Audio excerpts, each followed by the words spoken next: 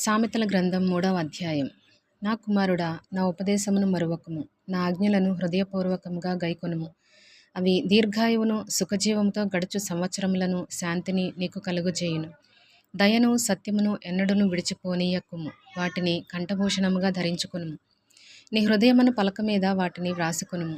అప్పుడు దేవుని దృష్టియందును మానవుల దృష్టియందును నీవు దయనొంది మంచివాడవని అనిపించుకొందువు. నీ స్వబుద్ధిని ఆధారము చేసుకొనక నీ పూర్ణ హృదయముతో యెహోవా యందు నమ్మకముంచుము. నీ ప్రవర్తన అంతటి యందు ఆయన అధికారమునకు ఒప్పుకొనుము. అప్పుడు ఆయన నీ త్రోవలను సరళము చేయును. నేను జ్ఞానిని గదా అని నీవు అనుకొనవద్దు. యెహోవా యందు భయభక్తులు కలిగి చెడుతనము విడిచిపెట్టుము. అప్పుడు నీ దేహమునకు ఆరోగ్యమును నీ ఎముకలకు సత్తువయు కలుగును. నీ రాబడి అంతటిలో ప్రథమ ఫలమును నీ ఆస్తిలో భాగమును ఇచ్చి యెహోవాను ఘనపరచుము. అప్పుడు నీ కొట్లలో ధాన్యము సమృద్ధిగా నుండును. నీ గానుగులలో నుండి క్రొత్త ద్రాక్షారసము పైకి పొరలిపారును. నా కుమారుడా, యెహోవా శిక్షను తృణీకరింపవద్దు, ఆయన గద్దింపునకు విసుకవద్దు. తండ్రి తనకు ఇష్టుడైన కుమారుని గద్దించు రీతిగా యెహోవా తాను ప్రేమించు వారిని గద్దించును.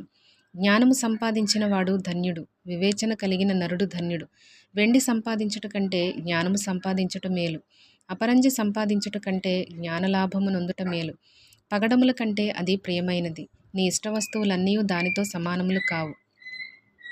దాని కుడి చేతిలో దీర్ఘాయువును, దాని ఎడమ చేతిలో ధనఘనతలను ఉన్నవి. దాని మార్గములు రమ్య మార్గములు, దాని త్రోవలన్నీ క్షేమకరములు. దానిని అవలంబించు వారికి అది జీవవృక్షము, దాని పట్టుకుని వారందరూ ధన్యులు. జ్ఞానము వలన యెహోవా భూమిని స్థాపించెను, వివేచన వలన ఆయన ఆకాశ విశాలమును స్థిరపరచెను. ఆయన తెలివి వలన అగాధ జలములు ప్రవహించుచున్నవి, మేఘముల నుండి మంచు బిందువులు కురియుచున్నవి. నా కుమారుడా, లెస్స అయిన జ్ఞానమును వివేచనను భద్రము చేసుకొనుము. వాటిని నీ కన్నుల ఎదుట నుండి తొలగిపోనీయకుము. అవి నీకు జీవముగాను నీ మెడకు అలంకారముగాను ఉండును. అప్పుడు నీ మార్గమును నీవు సురక్షితముగా నడిచెదవు, నీ పాదము ఎప్పుడునూ తొట్టిల్లదు.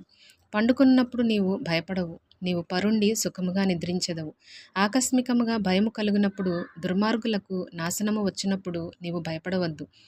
యెహోవా నీకు ఆధారమగును, నీ కాలు చిక్కుబడకుండునట్లు ఆయన నిన్ను కాపాడును.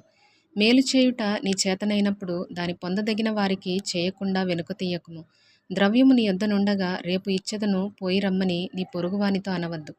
నీ పొరుగువాడు నీ యొద్ద నిర్భయముగా నివసించినప్పుడు వానికి అపకారము కల్పింపవద్దు. నీకు హాని చేయని వానితో నిర్నిమత్తముగా జగడమాడవద్దు. బలాత్కారము చేయువాని చూచి మత్సరపడకుము, వాడు చేయు క్రియలను ఏమాత్రమును చేయగోరవద్దు. కుటిలవర్తనుడు యెహోవాకు అసహ్యుడు, యథార్థవంతులకు ఆయన తోడుగా నుండును. భక్తిహీనుల ఇంటి మీదికి యెహోవా శాపం వచ్చును, నీతిమంతుల నివాస స్థలమును ఆయన ఆశీర్వదించును. అపహాసకులను ఆయన అపహసించును, దీనుని ఎడల ఆయన దయచూపును. జ్ఞానులు ఘనతను స్వతంత్రించుకొందురు, బుద్ధిహీనులు అవమానభరితులగుదురు.